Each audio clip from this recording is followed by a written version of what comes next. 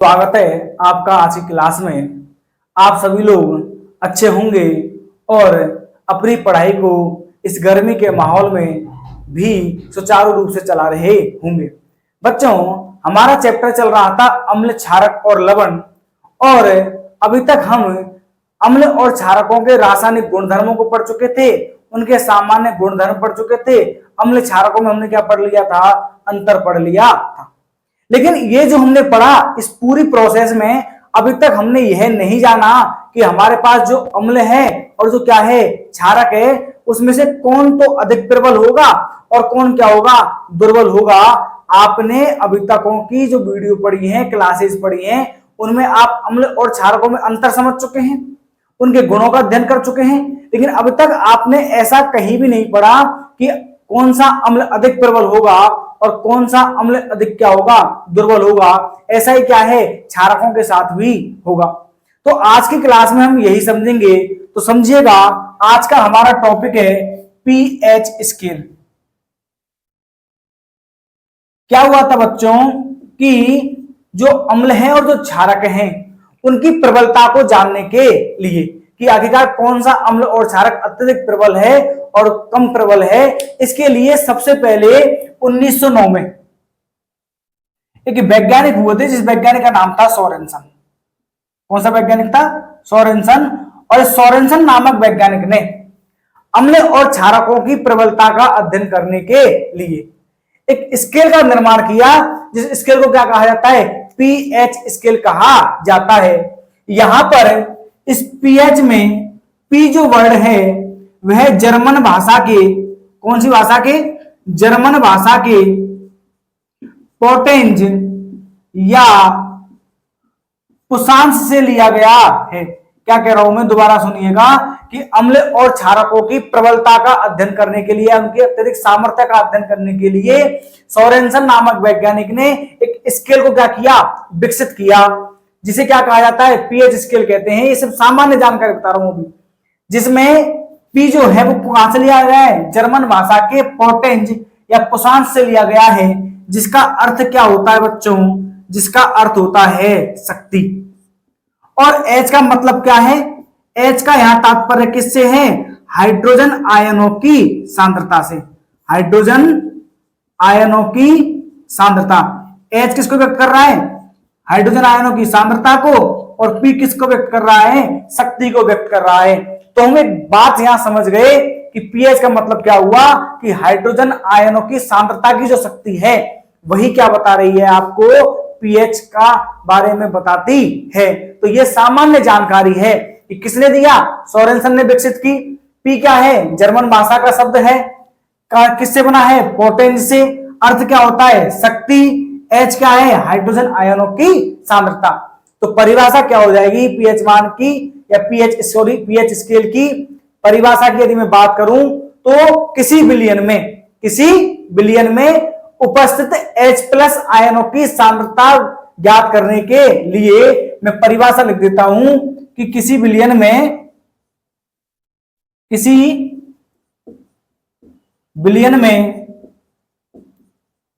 H plus, इसे क्या कहते हैं? Hydrogen ion. H प्लस आयनों की सांद्रता ज्ञात करने के लिए विकसित किया गया स्केल क्या कहलाता है? पीएच स्केल कहलाता है। परिभाषा पूरी नहीं लिखी है, ठीक है ना, लेकिन बोल रहा हूं, सुन लीजिएगा। क्या है कि किसी बिलियन में H प्लस आयनों की सांद्रता ज्ञात करने के लिए एक स्केल विकसित की गई, या जो स्केल विकसित किया गया उसे क्या कहा जाता है? पीएच स्केल कहा जाता है। अब बच्चों, हमारे पास सवाल ये है कि आखिरकार हम इस पीएच स्केल के द्वारा किस प्रकार से यह पता लगाएंगे कि कौन सा अम्ल अधिक प्रबल है और कौन सा क्या है? कम प्रबल है या फिर दुर्बल है। तो बात करते हैं इसी में आगे। ये आपको यहां तक समझ में आ चुका होगा। इस स्केल में 0 से लेकर के 14 तक क्या थे? नंबर थे। यानी कि इस स्केल में जो अंक थे वो कहां से थे? 0 से 14 तक थे। और एक बीच में क्या ले लिया? 7। तो मैंने क्या कह रहा हूं, दोबारा सुनिएगा की जो पीएच स्केल थी, उस पीएच स्केल में पीएच की जो वैल्यू थी वो कौन से 0 से और कहां तक रखी गई, 14 तक रखी गई। और ये कहा गया कि वे पदार्थ या फिर वे पदार्थ या वे अम्ल जो क्या क्या कहा गया था इस स्केल में कि वे पदार्थ जिनकी पीएच का मान क्या होगा, 7 से कम होगा। क्या कह रहा हूं मैं, दोबारा सुन लीजिएगा कि स्केल बनाई गई कौन सी, पीएच, और पीएच स्केल में 0 से 14 तक क्या किया गया, निर्धारण किया गया। अब क्या कहा गया कि वे पदार्थ जिनकी पीएच का मान क्या होगा, 7 से कम होगा, वे पदार्थ कैसे कहलाएंगे बच्चों, अम्लीय सामर्थ्य के होंगे। कौन से सामर्थ्य के होंगे, अम्लीय सामर्थ्य या अम्लीय गुण प्रदर्शित करेंगे।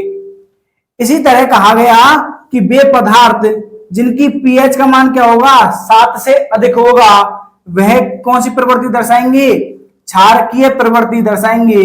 कौन सी दर्शाएंगे, क्षारकीय प्रवृत्ति दर्शाएंगे। और जिनकी पीएच का मान क्या होगा, 7 होगा, वह पदार्थ कैसे होंगे, उदासीन प्रवृत्ति के होंगे। कैसे होंगे, उदासीन प्रवृत्ति के होंगे। याद रखिएगा, ये बहुत ही क्या है, इंपॉर्टेंट है, ठीक है ना, पूछ लेता है एग्जाम में। कैसे, आपसे मान लीजिएगा एक ऑब्जेक्टिव क्वेश्चन में दे देगा कि अम्ल होंगे जिनके लिए पीएच का मान होगा, 4 ऑप्शन आएंगे आपको, यहां से 3 ऑप्शन आपके सामने लिखे हुए, एक और आ जाएगा कोई नहीं, तो कौन सा होगा अम्लीय, जिसके लिए पीएच का मान क्या होगा, 7 से क्या होगा बच्चों, कम होगा। तो याद रखिएगा क्या कहा गया था, मैं बार दोबारा से रिवाइज करवा देता हूं कि अम्ल और जो क्षारक हैं उनकी प्रबलता का अध्ययन करने के लिए सबसे पहले 1909 में किसने, सोरेनसन ने। कौन सा वैज्ञानिक था, सोरेनसन। इस सोरेनसन ने क्या किया था, एक स्केल का क्या किया, विकास किया, जिसे क्या कहा गया था, पीएच स्केल कहा गया। इस पीएच स्केल में जो पी है वह किससे लिया गया है, पोर्टेंज से लिया गया है। किससे लिया गया बच्चों, पोर्टेंज या पुशांक से लिया गया है। और इसका मतलब क्या होता है, शक्ति। और H का क्या तात्पर्य है, हाइड्रोजन आयनों की सांद्रता। तो हम परिभाषा क्या कह सकते हैं पीएच स्केल की, कि किसी विलयन में H+ आयनों की सांद्रता ज्ञात करने के लिए जो एक्सेल स्केल विकसित की गई थी, उस स्केल को क्या कहा जाता है, पीएच स्केल कहा जाता है। अब क्या कहा गया, आगे सुनिएगा इसमें, कि इसमें क्या किया गया, 0 से 14 तक क्या किया गया, अंकों का क्या किया गया, निर्धारण किया गया। और ये कहा गया कि वे पदार्थ जिनकी पीएच क्या होगी, 7 से क्या होगी, कम होगी, वे पदार्थ कैसे कहलाएंगे बच्चों, अम्लीय कहलाएंगे, अम्लीय सामर्थ्य दर्शाएंगे। इसी प्रकार जिन पदार्थों की पीएच क्या होगी, 7 से अधिक होगी, वह क्या कहलाएंगे, क्षारीय प्रवृत्ति दर्शाएंगे, क्षारकीय कहलाएंगे। और जिनकी पीएच का मान क्या होगा, 7, वो पदार्थ क्या होंगे बच्चों, उदासीन प्रवृत्ति के होंगे। कैसे होंगे मेरे प्यारे बच्चों, उदासीन प्रवृत्ति के होंगे। आगे बात समझ में। अब चलिएगा आगे, और क्या कहा गया, और हमें कौन कौन सी बात याद रखनी है, सुनिएगा कि वे पदार्थ, आप पढ़ लिया कि वे पदार्थ जिनकी क्या होती है, पीएच का मान क्या होता है, 7 से अधिक होता है, वो क्या होती है, क्षारकीय होते हैं। लेकिन मैं आपसे ये कह दूं कि मान लीजिएगा 2 प्रश्नालियां हैं आपके पास, एक क्या है ए और एक क्या है बी, और इस ए प्रणाली में भी क्षार है और इस बी में भी क्या है, क्षार है। मान लीजिएगा इसके पीएच का मान तो क्या है 9 और इसके पीएच का मान कितना है 11। और मैं अब आपसे कहूं कि बताइए कि ए और बी इन दोनों ही प्रणालियों में उपस्थित क्षारकों में से कौन अत्यधिक क्या होगा, प्रबल क्या होगा, क्षार होगा। तो आप क्या कहेंगे, आप कहेंगे कि सर कौन सा होगा, बी। कौन सा होगा, बी। मतलब आप यह बात समझ रहे हैं क्या कि जैसे जैसे हम 7 से कहां चलते हैं, 14 की तरफ चलते हैं, क्षारीय सामर्थ्य में क्या होती है बच्चों, वृद्धि होती है। क्या होती है, क्षारीय सामर्थ्य में वृद्धि। और जब क्षारीय सामर्थ्य में वृद्धि होती है तो जिस पदार्थ की पीएच क्या होगी 14 होगी, वह सबसे अधिक क्या होगा, क्षारीय होगा। क्या होगा, सबसे अधिक क्षारीय। तो आप यहां एक बात समझ गए, और वो बात आप क्या समझे कि वे पदार्थ पीएच जिसकी क्या है 14 है, वह क्या होगा सबसे अधिक क्या होगा क्षारीय होगा, सबसे अधिक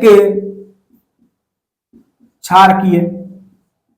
एक बात तो आप ये समझ गए कि जिस पदार्थ की पीएच क्या होगी 14 होगी वह सबसे अधिक क्या होगा क्षारकीय होगा। ऐसा ही क्या होता है हम 7 से 0 की तरफ चलते हैं तब भी क्या होता है अम्लीय प्रवृत्ति के मान में क्या होती है बच्चों वृद्धि होती है। क्या कहा मैंने 7 से 0 की तरफ बढ़ने पर, 7 से 0 की तरफ बढ़ने पर अम्लीय सामर्थ्य,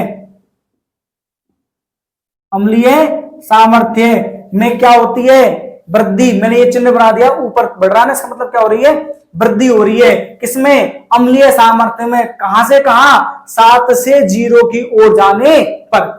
इसी प्रकार आपने अभी पढ़ा था कि 7 से 14 की तरफ जाने पर क्षारकीय सामर्थ्य में क्या होती है बच्चों वृद्धि होती है। क्या होती है क्षारकीय सामर्थ्य में वृद्धि होती है। ठीक है ना। अब मैं बात करता हूं आगे, सुनिएगा। आपने जैसे ये पढ़ा कि पीएच का मान जिस पदार्थ के लिए क्या होगा 14 वह क्या होगा सबसे अधिक क्षारकीय। इसी प्रकार पीएच का मान क्या होगा यदि क्या है 0 है तो वह क्या होगा सबसे अधिक क्या हो जाएगा बच्चों अम्लीय हो जाएगा। क्या हो जाएगा सबसे अधिक अम्लीय हो जाएगा। तो याद रखिएगा क्या पढ़ा आपने कि अम्ल हुआ कब जब पीएच का मान क्या होगा 7 से कम, क्षार कब होगा जब 7 से क्या होगा ज्यादा, और उदासीन कब होगा जब पीएच का मान क्या होगा 7 के बराबर होगा। इसी प्रकार से सबसे अधिक अम्लीय कब होगा जब पीएच का मान क्या होगा 0, और सबसे अधिक क्षारीय कब होगा जब पीएच का मान क्या होगा बच्चों 14 होगा। ये बहुत ही छोटी सी चीजें हैं जो आपको पता होनी चाहिए। चलिएगा आगे, अब सुनिएगा मैं इसको यहां से इरेज कर रहा हूं, सुनना देखिएगा। अब इसे को हम और अच्छे से समझने का प्रयास करते हैं क्योंकि यहां से बहुत अच्छे अच्छे क्वेश्चन हमारे पास आते हैं। सुनिएगा कौन कौन से। देखना आप जानते हैं कि अम्ल क्या होते हैं जो जलीय विलयन में क्या देते हैं H+ आयन देते हैं। अब आपने अभी पढ़ा कि 7 से 0 की तरफ जाने पर क्या होता है मेरे प्यारे बच्चों अम्लीय सामर्थ्य में क्या होती है वृद्धि होती है। जब अम्लीय सामर्थ्य में वृद्धि होगी तो क्या मैं यह नहीं कह सकता कि 7 से 0 की तरफ जाने पर H+ आयनों की सांद्रता में, किसमें बच्चों H+ आयनों की सांद्रता में बताओ क्या होगी वृद्धि या कमी, क्या होगी में क्या होती है वृद्धि होती है। क्या होती है वृद्धि। भाई दोबारा सुन लीजिएगा समझिएगा इस बात को, आपको चीजें रटनी नहीं है पहले कह देता हूं। यदि आप इसको रट्टा मारोगे कि इधर से इधर जाने पर ये वृद्धि हो रही है कमी हो रही है तो आप भूल जाएंगे। आप सिर्फ कितना याद रखेंगे, आप सिर्फ इतना याद रखेंगे कि जिनकी पीएच 7 से कम है लेस देन है 7 से, वो तो क्या होंगे अम्लीय, और 7 से अधिक वाले पदार्थ क्या होंगे क्षारकीय। एक बात और याद रखेंगे कि जैसे जैसे अपन क्या बढ़ते हैं 14 की तरफ बढ़ते हैं क्या होती है क्षारकीय प्रवृत्ति बढ़ती है, और 0 की तरफ बढ़ने पर कौन सी प्रवृत्ति बढ़ती है अम्लीय प्रवृत्ति बढ़ती है। अब मैं आपसे क्या कह रहा हूं देखो, आप जानते हैं कि अम्ल जो होते हैं क्या होते हैं बच्चों अम्ल जो होते हैं वह क्या करते हैं H+ आयन का क्या करते हैं दान करते हैं। क्या करते हैं दान करते हैं किसका H+ आयन का। और अभी आपने पढ़ा कि जैसे जैसे हम 7 से 0 की तरफ बढ़ रहे हैं क्या होगा अम्लीय प्रवृत्ति बढ़ेगी। जब अम्लीय प्रवृत्ति बढ़ेगी तो सीधी सी बात क्या है H+ जो आयन है उसकी सांद्रता मतलब उसकी मात्रा में भी क्या होगी वृद्धि होगी। तो यही मैंने लिखा है कि 7 से 0 की तरफ जाने पर क्या होती है H+ आयनों की सांद्रता में वृद्धि होती है। ठीक है ना। इसी प्रकार यदि मैं यहां बात करूं जब आप 7 से 14 की तरफ चलोगे तो इधर वृद्धि हो रही थी तो इधर क्या हो जाएगी H+ आयनों की सांद्रता में क्या हो जाएगी H+ आयनों की सांद्रता में क्या हो जाएगी बच्चों कमी हो जाएगी। क्या हो जाएगी कमी हो जाएगी। कब जाने पर 7 से 14 की तरफ जाने पर H+ आयनों की सांद्रता में तो क्या होगी कमी, और 7 से 0 की तरफ जाने पर क्या होगी, वृद्धि होगी। आपको H+ ही याद रखना है, ठीक है ना, क्योंकि यहां पर पीएच में आपने पढ़ा कि मेनली जो बात की जा रही है वो हाइड्रोजन आयनों की सांद्रता की ही जा रही है। लेकिन और यदि आप डिटेल में घुसना चाहें तो आप जानते हैं जब अम्लीय गुण बढ़ेगा तो यहां पर आप पा रहे हो क्षारकीय गुण क्या हो जाएंगे, कम हो जाएंगे। तो ऑटोमेटिक बात है, आप यह भी कह सकते हैं कि 7 से 0 की तरफ जाने पर H+ बढ़ेगा और OH- आयनों की सांद्रता क्या हो जाएगी, कम ही हो जाएगी। ठीक है ना, दिख रहा है हमें किससे, स्केल से। अब मैं आपको ये बात क्यों बता रहा हूं, क्योंकि देखो क्या था कि 2024 से पहले जो एग्जाम होते थे वहां पर क्या होता था कि इस जो मैंने ये सारणी बनाई गई है आपके सामने, जो स्केल बना रखी है, इस स्केल से रिलेटेड क्वेश्चन पूछे जाते थे। और कैसे पूछे जाते थे कि वो आपको 3-4 पदार्थ दे देता और 3-4 पदार्थ दे करके आपसे कह देता कि इन्हें H+ आयनों की सांद्रता के बढ़ते या घटते हुए क्रम में जमाइए। तो उसके लिए आपको यह पता होना चाहिए था, ये जो सारणी मैंने जो स्केल आपके सामने बना रखी है इसके बारे में आपको थोड़ी सी क्या होनी चाहिए थी, जानकारी होनी चाहिए। अब यहां पर हम कुछ महत्वपूर्ण जो पदार्थ हमारे में दे रखे हैं उनकी पीएच के बारे में क्या करते हैं, अध्ययन करते हैं। तो सुनिएगा बच्चों, कौन कौन सा दिया हुआ है देखिएगा। एक दिया हुआ है आपके में जठर रस, कि जठर रस की पीएच कितनी होती है। तो जठर रस की जो पीएच वैल्यू होती है वो कितनी होती है, 1.2। हमारी बुक में नींबू का रस, इसकी पीएच कितनी दी गई है, 2.2। कितनी है, 2.2। एक होता है आपका शुद्ध जल, यही बच्चों क्या है, इंपॉर्टेंट है, जो एग्जाम में बहुत बार पूछ ली जाती है। एग्जाम में आपको सीधा सीधा क्वेश्चन आ जाएगा 1 नंबर में और कह देगा बताइए इस पदार्थ की पीएच कितनी होती है। तो आपको पीएच वैल्यू जो आपकी दी गई है ये आपको पता होनी चाहिए। शुद्ध जल, इसे ही याद रखिएगा, मैंने पहले भी कहा था, इसे ही क्या कहते हैं, अशुद्ध जल कहते हैं। क्या कहते हैं, अशुद्ध जल कहते हैं। और इसकी पीएच कितनी होती है, 7 होती है। अगली यदि मैं बात करूं तो अगला है आपका रक्त, ब्लड। और ब्लड की जो पीएच होती है बच्चों में कितनी होती है, 7.4 होती है। कितनी होती है, 7.4। अब एक आपको में दिया हुआ है मिल्क ऑफ मैग्नीशिया। क्या दिया हुआ है, मिल्क ऑफ मैग्नीशिया, जिसका फॉर्मूला होता है MgOH का होल ट्वाइस। और इसकी पीएच दी रखी कितनी, 10। कितनी है, 10। इसके बाद मैं बात करूं NaOH की, तो NaOH की पीएच कितनी दे रखी है, 14। ठीक है ना, याद रखिएगा। और भी कुछ महत्वपूर्ण पदार्थ हैं, जैसे मैं बात करता हूं आपसे लार की। किसकी बात करते हैं, लार की। और वो भी कब, खाने से पहले की। तो याद रखिएगा लार का जो पीएच होता है खाना खाने से पहले वो कितना होता है, 7.4। और खाने के बाद कितना हो जाता है, ये हो जाता है 5.8। यह सभी जो हैं वह हमारी बुक में दिए गए हैं। इनके मान तो दे रखे, इनके लिए आपके में क्या दे रखी है, केवल सारणी दे रखी है जिसमें कहा गया है कि आपको ही क्या करना है, ज्ञात करके यह वैल्यू भरनी है। तो वो मैं आपको यहां पर लिखा रहा हूं। तो लार की खाना खाने से पहले 7.4, खाने के बाद कितनी है, 5.8। एक दिया हुआ है आपके में रंग रहित बाधित पे, इसकी होती है बच्चों 6। एक दिया हुआ है आपके में गाजर का रस, इसकी होती है 4। एक दिया हुआ है बच्चों आपके में कॉफी, इसकी होती है लगभग 5। और एक दिया हुआ है आपके में टमाटर का रस, इसकी होती है आपकी लगभग 4.1। ठीक है ना, ये याद रखिएगा। एक दिया हुआ है आपके में नल का जल, और याद रखेंगे आप नल का जल।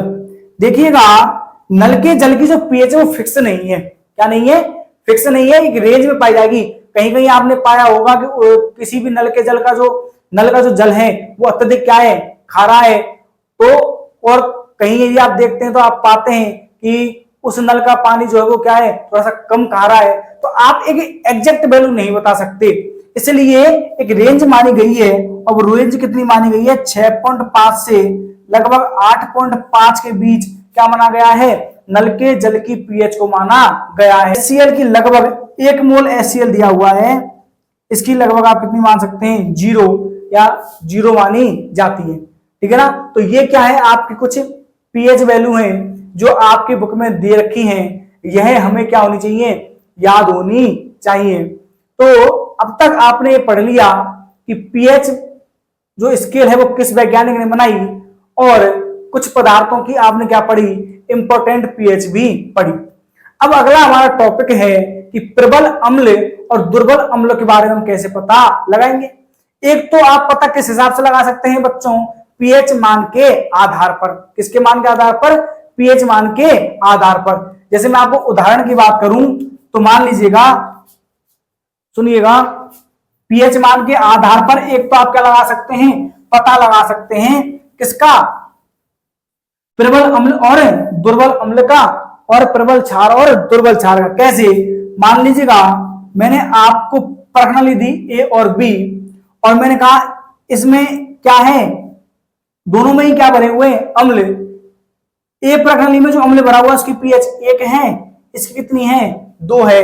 तो बताइए कौन अधिक क्या होगा, प्रबल क्या होगा, अम्ल होगा। तो आप कैसे पता लगाएंगे, क्या कह देंगे, पीएच जिसकी 0 के पास होगी वही क्या होगा, प्रबल। तो सीधी सी बात है, यहां पर 0 के सबसे पास कौन है, ए, तो कौन हो जाएगा, ए क्या हो जाएगा, अधिक प्रबल हो जाएगा। या फिर आप दूसरे शब्दों में ऐसे भी कह सकते हैं कि जिसकी पीएच जितनी कम वह उतना ही क्या अधिक अम्लीय होगा। ऐसे ही आप क्षारक के बारे में भी क्या कर सकते हैं, पता लगा सकते हैं। एक पीएच मान के बारे में पढ़ लिया, अब हम ये समझेंगे कि प्रबल अम्ल की परिभाषा क्या है, दुर्बल अम्ल की परिभाषा क्या है, और प्रबल क्षारक और दुर्बल क्षारक क्या होते हैं। तो समझिएगा कि प्रबल क्या है और दुर्बल के बारे में। देखिएगा, मैं बात करता हूं प्रबल अम्ल की। मैं आपको प्रबल अम्ल यहां समझा देता हूं और दुर्बल अम्ल समझा देता हूं, सेम वही अप्लाई किस पर हो जाएगा बच्चों, क्षारकों पर भी हो जाएगा। देखिएगा, आप आखिरकार किस प्रकार से पता लगाएंगे कि कोई क्या है, प्रबल है और कोई क्या है, दुर्बल है। सुनिएगा कैसे पता लगाया जाता है। हम सामान्यतः यदि सामान्य भाषा में बात करें तो अपन ये कह देते हैं कि सर कोई यदि अधिक ताकतवर है तो वह तो क्या होगा, अत्यधिक प्रबल हो जाएगा, और यदि कोई क्या है कम ताकतवर है तो वो अपन कह देते हैं उससे कि वह क्या है, दुर्बल प्रकृति का क्या है, आदमी है, क्या है, कैंडिडेट है। लेकिन आखिरकार अम्ल और क्षारकों में इस बात का कैसे पता लगाया जाएगा। एक तरीका तो था कि आपको मैं पीएच मान बता दूं और पीएच मान के आधार पर आप उसका क्या लगा लेंगे, पता लगा लेंगे। लेकिन आखिरकार हाइड्रोजन आयनों के द्वारा किस प्रकार उसका पता लगाया जा सकता है। भाई सिंपल सी कहानी है, पीएच का मान क्या होगा, कम होगा, तो उसके पास उसने जली विलयन में क्या दिए हैं, अत्यधिक हाइड्रोजन आयन दिए हैं, आप पढ़ चुके थे अभी। और यदि कोई क्या है, किसी पदार्थ के लिए पीएच का मान ज्यादा है तो आप अभी पढ़ चुके थे, उसके लिए H+ आयनों की मात्रा क्या हो जाएगी, कम हो जाएगी।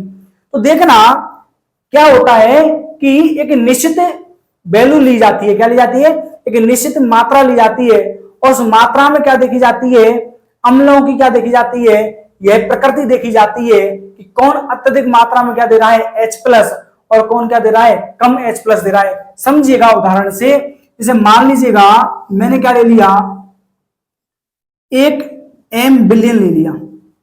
क्या ले लिया, 1 m बिलियन। याद रखिएगा क्या कहा जा रहा हूं, दोबारा समझिएगा कि किस प्रकार से आखिरकार पता लगाते हैं ये कि कौन प्रबल है और कौन क्या है, दुर्बल है। ठीक है ना। आपको जब मैंने शुरुआत से चैप्टर की थी तब मैंने आपको बताया भी था, जैसे अभी मैंने जस्ट बताया था 1 मिनट पहले ही कि मिल्क ऑफ मैग्नीशिया वो क्या है, दुर्बल क्या है, क्षारक है। क्या है, दुर्बल क्षारक। तो समझिएगा किस प्रकार से पता लगा रहे हैं। तो मैं क्या कह रहा हूं कि मैंने क्या ले लिया, 1 m, m का मतलब क्या है, मोल। 1 मोल क्या ले लिया, बिलियन ले लिया। किसका, 2 अम्लों की बात कर रहा हूं, HCl का और किसका, एसिटिक अम्ल का। क्या कह रहा हूं मैं, दोबारा सुन लीजिएगा कि मैंने दोनों ही अम्लों के क्या लिए, एक एक मोल बिलियन लिए। क्या लिए? एक एक मोल क्या ले लिए? बिलियन ले लिए। मैंने अभी आपसे कहा था ना कि समान मात्रा ली जाती है। क्या ली जाती है? समान मात्रा ली जाती है। भाई सामान्य उदाहरण से आप समझिएगा, ठीक है ना। हम कहते हैं कि भाई ये अच्छा इंसान है और ये क्या है बच्चों? बुरा इंसान है। कैसे पता लगाते हैं? ठीक है ना, आप मान लीजिए दोनों को एक परिस्थिति दीजिए। क्या दीजिए? एक ही परिस्थिति दीजिए। मान लीजिए कि मुझे पैसों की क्या है, बहुत अत्यधिक क्या है, आवश्यकता है, मान लिया। तो अब मेरे सामने दो व्यक्तियों को लाया गया, या आप दो व्यक्तियों को लेकर आए ये पहचानने के लिए कि इनमें से अच्छा व्यक्ति कौन है, भला मनुष्य कौन है। और आपने दोनों को ही क्या दी? कंडीशन दे दी कि ये सामने जो व्यक्ति खड़ा हुआ है क्या है, बहुत गरीब है और आपको उसको क्या करनी है? हेल्प करनी है। तो एक व्यक्ति जो मेरे पास आया उसने क्या की? मेरी अच्छे से क्या की? मदद की। जो मुझे कुछ जरूरत की सामग्रियां थी वो उसने मुझे क्या करवा दी? प्रोवाइड करवा दी। इसी तरह आपने दूसरे व्यक्ति को भेजा और उस व्यक्ति ने जो है मेरी आवश्यकता की जो चीजें थी वो मुझे प्रदान ना करवा पाया, बल्कि मुझसे ही क्या ले गया? और कुछ चीजें छीन करके ले गया। तो आपने क्या पाया कि दोनों ही व्यक्तियों के लिए आपने क्या की? समान कंडीशन दी, यानी कि उन्हें मुझसे ही क्या, मेरी ही परिस्थितियों को क्या करना था? सही करना था। परंतु दोनों का जो व्यवहार था मेरे प्रति क्या था? अलग अलग था। एक ने तो क्या किया? सहानुभूति दर्शाई, और एक ने क्या किया? बहुत ज्यादा और उधम मचा दिया, मुझसे क्या ले गया? छीन करके ले गया। ऐसे ही बच्चों यहाँ पर प्रबलता और दुर्बलता का पता लगाने के लिए भी क्या किया जाता है? एक समान मात्रा ले ली गई। क्या ले ली गई? एक समान मात्रा ले ली जाती है। जैसे दोनों ही की क्या ली है मैंने? एक मोल विलेन ले लिया और एक मोल विलेन ले लिया। दोनों क्या है? जली विलेन। अब जैसे ही क्या पाया गया कि जब क्या डाला गया, मान लीजिए इसमें क्या है? HCl है। क्या है? HCl। और इसमें क्या है? CH3OH, यानी कि आपका कौन सा अम्ल है? एसिटिक अम्ल है। तो ये पाया गया कि HCl जो है वह इस एक मोल विलेन लिया, जो इसका एक मोल विलेन लिया गया है, उसमें इस एसिटिक अम्ल की तुलना में क्या कर रहा है? अधिक मात्रा में H प्लस दे रहा है। क्या कर रहा है बच्चों? अधिक मात्रा में क्या दे रहा है? H प्लस आयन दे रहा है। किसकी तुलना में?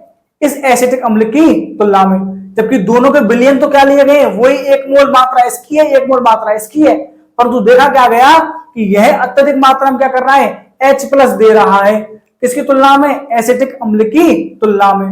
तो अपन क्या कह देंगे कि जब यह अधिक मात्रा में H प्लस दे रहा है तो सीधी सी बात है, यह कैसा हो जाएगा?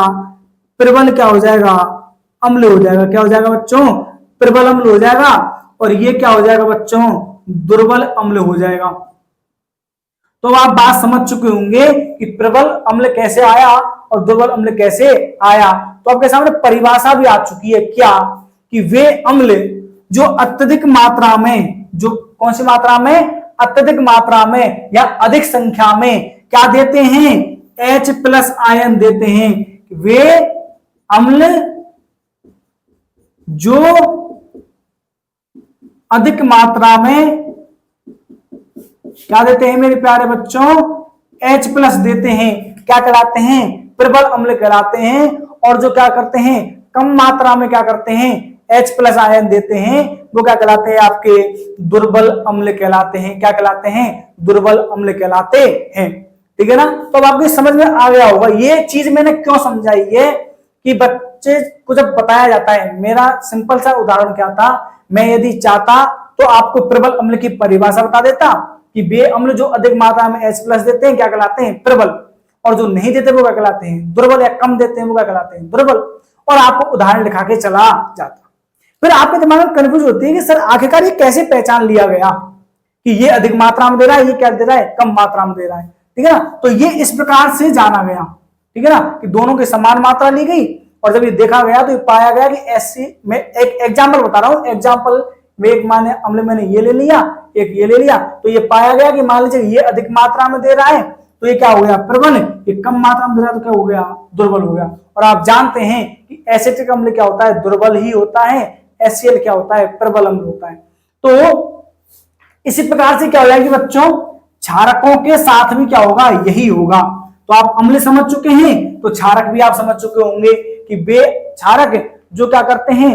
अधिक मात्रा में क्या देते हैं? OH माइनस देते हैं, क्या कहलाते हैं? प्रबल क्या कहलाएंगे? क्षार कहलाएंगे। तो मैं बात करता हूं कुछ उदाहरणों की। तो देखिएगा, एक तो हो गया आपका HCl, कौन हो गया, HCl यानी कि हाइड्रोक्लोरिक अम्ल, कैसा है, प्रबल है। ये भी क्या हो गया आपका, सल्फ्यूरिक अम्ल भी क्या होता है बच्चों, प्रबल। ऐसे क्या हो गया आपका HNO3 नाइट्रिक अम्ल भी क्या होता है, प्रबल। HBr और कौन सा हो गया आपका HI, ये सभी जो हैं वह क्या है, आपके प्रबल अम्ल के क्या है बच्चों, उदाहरण हैं। ऐसे ही दुर्बल अम्ल के उदाहरणों की यदि बात करूं तो देखिएगा, एक अभी आपने पढ़ा था जस्ट, कौन सा, एसिटिक अम्ल। एक होता है आपका फॉर्मिक अम्ल, कौन सा होता है बच्चों, फॉर्मिक अम्ल। देखिए ये तो क्या है, नाइट्रिक अम्ल है, क्या है, नाइट्रिक। एक होता है नाइट्रस, क्या होता है बच्चों, नाइट्रस, HNO2। ये तो क्या है बच्चों, नाइट्रिक अम्ल है, कौन सा है, नाइट्रिक, NO3। ठीक है ना, आपने कक्षा 9 में पढ़ा भी होगा, बहुपरमाणु का है, नाम पढ़ा होगा आपने, ठीक है, नाइट्रेट आयन है ना। तो ये तो क्या है, नाइट्रिक अम्ल है। और ये क्या है, नाइट्रस अम्ल है, क्या है, हाइड्रोजन। ये तो क्या हो गया आपका, नाइट्रिक अम्ल हो गया। और ये कौन सा हो गया, नाइट्रस अम्ल हो गया। ठीक है ना, तो याद रखिएगा ये नाइट्रस है, नाइट्रस अम्ल है, ये क्या कहलाता है, यह आपका दुर्बल अम्ल का क्या है, उदाहरण है। एसिटिक अम्ल, फॉर्मिक अम्ल, नाइट्रस अम्ल, और कौन कौन सा हो गया आपका, और यदि आप चाहें तो HF भी क्या है आपका, एक दुर्बल अम्ल का ही क्या है, उदाहरण है। ऐसे ही मैं बात करता हूं प्रबल क्षारक की। प्रबल क्षारक कौन कौन से हुए, देखो आपका sodium hydroxide, potassium hydroxide, barium hydroxide, calcium hydroxide, ये सभी क्या है बच्चों, आपके स्ट्रॉन्ग बेस हैं, क्या है, स्ट्रॉन्ग बेस।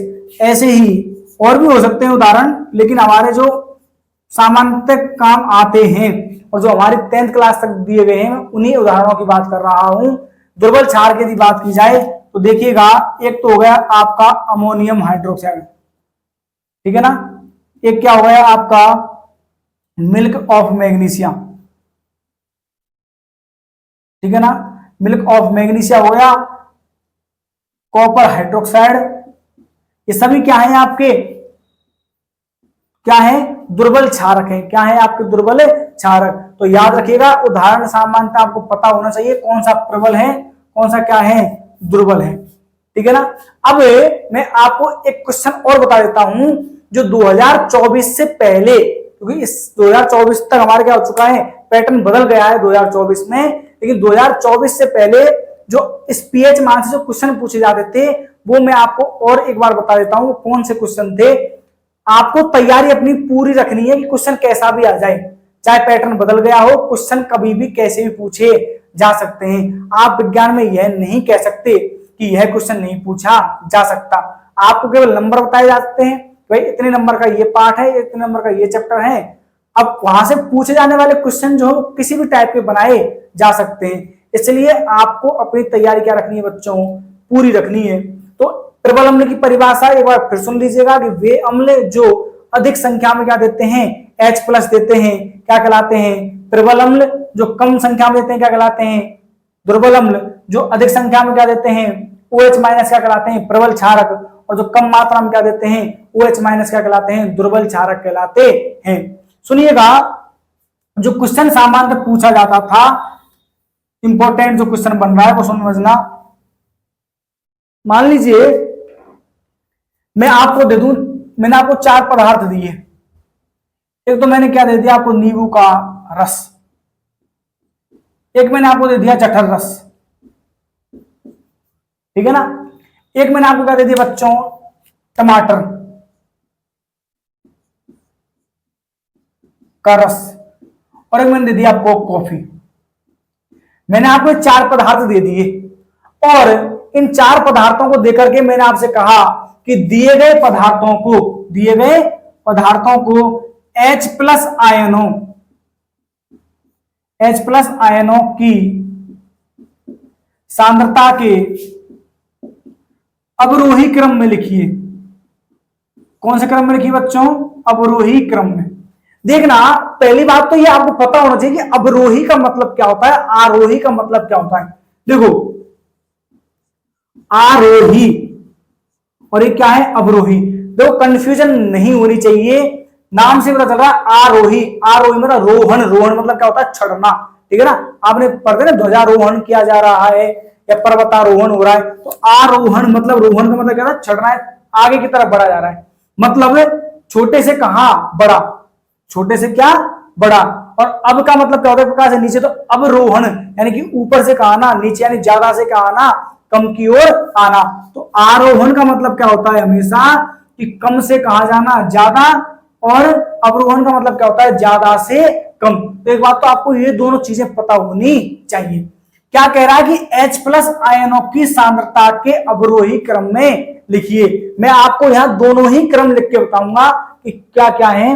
अब समझ लो, उत्तर को निकालने का एक मतलब तरीका पता होना चाहिए बच्चों, कि आखिरकार आप सवाल को किस प्रकार से हल करते हैं। देखना, आप जानते हैं कि H प्लस आयनों की सांद्रता ज्ञात करनी है हमें। तो होगा क्या, होगा तो ये कि आपको पदार्थों के सामने क्या दे देगा, पीएच लिखी दे देगा। क्या दे देगा, पीएच, कि भाई इसकी पीएच इतनी है, इसकी इतनी है, इसकी इतनी और इसकी इतनी है। अब जब आपको पीएच दे देगा तो फिर आपके लिए सवाल में कुछ बचा ही नहीं है। क्यों, क्योंकि आप जानते हैं पीएच का मान जितना कम उसके लिए H प्लस उतना ही ज्यादा। लेकिन मैं आपको वो तरीका बता रहा हूं कि मान लो आपको पीएच भी ना दे तो आपको पीएच तो याद होनी ही चाहिए। तो देखो, आपको यदि पीएच याद है तो आप जानते हैं नींबू के रस की लगभग कितनी पड़ी थी आपने, 2.2, जठर रस की लगभग 1.2, टमाटर के रस की आपने पड़ी थी 4.1, और कॉफी कितनी आपने पड़ी थी, 5। मतलब आपने क्या पाया कि जठर रस जो है वो सबसे अधिक क्या है, अम्लीय, और जो सबसे अधिक अम्लीय होगा उसके पास H प्लस आयन भी क्या होंगे, सबसे अधिक, यानी वो सबसे अधिक क्या देगा, H प्लस आयन देगा। मतलब आप क्या समझ गए बच्चों कि सबसे ज्यादा H प्लस किसने सांद्रता किसके पास है, जठर रस। उससे थोड़ी सी कम किसके पास आ गई, नींबू का रस। इससे थोड़ी सी कम क्या होगी, टमाटर का रस। और इससे क्या होगी, कॉफी के पास। परंतु एक क्रम कौन सा पूछ रहा है आपसे, अवरोही। कौन सा पूछ रहा है, अवरोही। और मैंने अभी आपको बताया था अवरोही क्रम क्या होता है, कि सबसे पहले तो वह पदार्थ आएगा जिसके पास क्या है, सबसे ज्यादा क्या है, H प्लस है। क्या है, सबसे ज्यादा H प्लस। तो सबसे ज्यादा H प्लस किसके पास है, जठर रस के पास, ठीक है ना। इसके बाद ये चिन्ह, और ये चिन्ह आप जानते हैं जो ज्यादा होता है उसकी तरफ भट्टा है, मुंह, चूल्हे का जो मुंह होता है, जो भट्टा बोलते हैं गांव की भाषा में, ये खुला होता है। और इसकी पूंछड़ी जो होती है, इसकी जो ये तो क्या होगा, इसकी थूतड़ी, ये क्या होगा, इसकी पूंछड़ी, है ना। सांप आ जाता तो कहते हैं इसकी थूतड़ी पे मारो, तो वही यही है, इसकी थूतड़ी है, इसकी क्या, पूंछड़ी। ये पूंछड़ी किधर होती है, कम की तरफ, थूतड़ी किसकी तरफ होती है, ज्यादा की तरफ। जठर रस से कम H किसके हैं, नींबू, ठीक है ना। मैं शॉर्ट में लिख रहा हूं, इससे कम H प्लस की सांद्रता किसकी होगी, टमाटर। और सबसे कम किसकी होगी H प्लस आयन की सांद्रता, कॉफी की। किसकी होगी, कॉफी की, क्योंकि इसकी पीएच कितनी है, 5।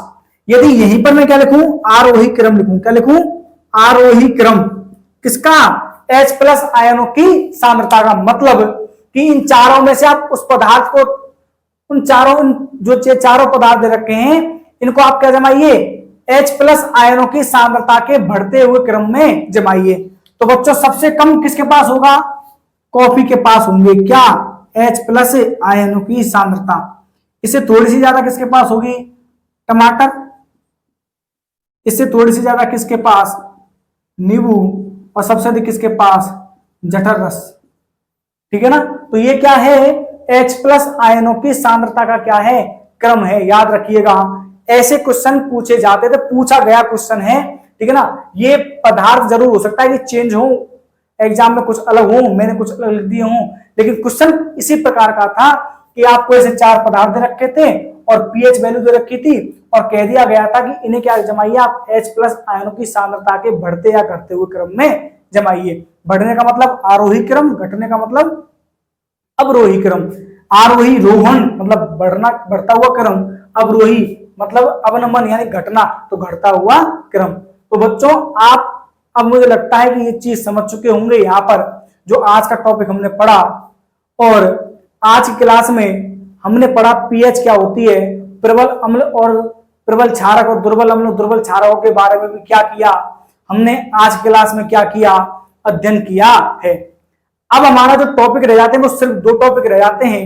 एक तो रह जाता है आपका दैनिक जीवन में पीएच का महत्व, और एक आपका रह जाता है सामान्य जीवन में काम आने वाले यौगिक। और ये दोनों ही क्या हैं, बहुत ही ज्यादा महत्वपूर्ण टॉपिक है, जहां से क्वेश्चन हमेशा पूछे जाते हैं। 2 वीडियो में नहीं होगा, टाइम लगेगा थोड़ा सा, परंतु याद रखिएगा बहुत ही इंपॉर्टेंट है। चैप्टर थोड़ा सा बड़ा जरूर है, प्रत्येक चीज आपको समझाने पड़ेगी यहाँ पर और समझनी भी पड़ेगी। आपको इस चैप्टर की पीडीएफ डिस्क्रिप्शन में मिल जाएगी टेलीग्राम चैनल पर, इसकी लिंक डली हुई होगी। वहां से आप इसे क्या कर सकते हैं, जाकर के पीडीएफ को आसानी से देख करके अपने नोट्स बना सकते हैं। पहले कह देता हूं, खुद के नोट्स बनाइए अपने हाथ से। आप यहां समझ रहे हैं, पीडीएफ आपको प्रोवाइड करवा दी जा रही हैं, उन्हें देखिए और खुद क्या कीजिए, अपनी कॉपी में क्या बनाइए, अपने रजिस्टर में नोट्स बनाइए, जिससे आपको चीजें क्या होंगी, याद भी होंगी। मैंने पहले भी कहा था 100% मार्क्स लाने की हम तैयारी है और कोशिश है पूरी कि हमारे नंबर कहीं भी ना कटें। मेहनत कीजिए। कोई चीज यदि आपको लग रहा है कि एक टॉपिक हमें और दोबारा रिवाइज करने की जरूरत है तो वीडियो को दोबारा देखें। वीडियो को दोबारा देखने के बावजूद भी यदि आपको कोई समस्या है तो मुझे कमेंट बॉक्स में कमेंट करें, मैं उसे अगली क्लास में जरूर आपको उस समस्या का क्या प्रदान कर दूंगा, हल दे दूंगा। मिलते हैं अगली क्लास में, तब तक के लिए वीडियो को ज्यादा से ज्यादा लाइक करें, शेयर करें और चैनल को सब्सक्राइब करना ना भूलें। मिलते हैं आगे। जय हिंद।